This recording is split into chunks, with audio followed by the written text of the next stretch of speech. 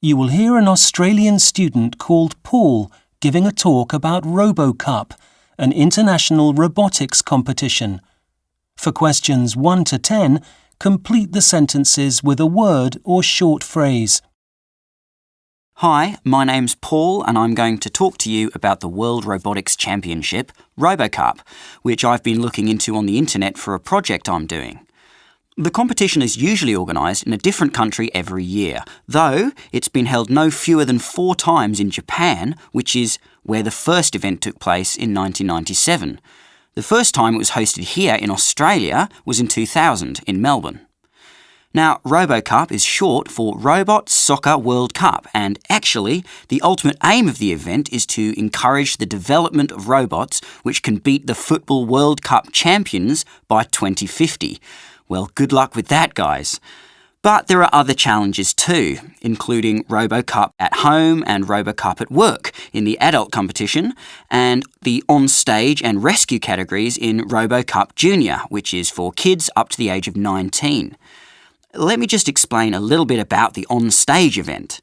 That's where teams get the chance to show what their robots can do through a stage show, and that can be anything from storytelling to a dance or a theatre performance, or apparently even a magic show, though I didn't find any videos of that one on the internet.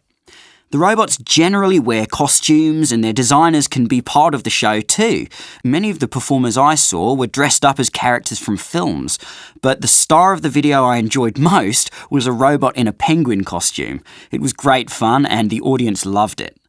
But there's also a serious side to the whole thing. For example, all the teams have a technical interview with the judges, and each member has to answer questions about the part they played in the design and programming of their robots.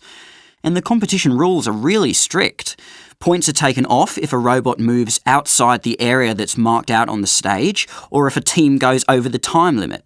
They have a total of 5 minutes for their performance, which includes setting it up and introducing it, and then an extra minute to clear up. So no more than 6 minutes altogether on the stage. It's all very quick, so there's no chance for the audience to get bored. I saw some videos of some of the other events as well, like RoboCup Soccer, which is pretty impressive. What amazed me most about it is the fact that there are no radio signals or remote controls or any other kind of communication from the designers. All the robots are autonomous. They all communicate with each other and make their own decisions about what to do. Almost like human players, except the ones I saw kept falling over for no apparent reason, which was quite funny to watch. I have to say though, there was some pretty good passing of the ball, but none of the teams had what you could call a solid defence. Sometimes a robot would kick the ball from one end of the pitch to the other, and the other team just stood by and watched as it went into the goal. But hey, it's good entertainment and a great way for the public to learn about the latest developments in robot technology. For me though, RoboCup at home seemed the most educational event. For this one, designers have to interact with their robots, and the only way they can do that is by voice. A kind of apartment is set up in the venue, and the robots have to follow their designer's spoken instructions to perform a number of different tasks. I saw them do things like open the curtains in the bedroom, or go into the kitchen and get something like a bottle or a cup and take it back to the designer who was in the lounge. This kind of thing might become a reality in the home in the future, so it's really interesting to see robots doing things in this context.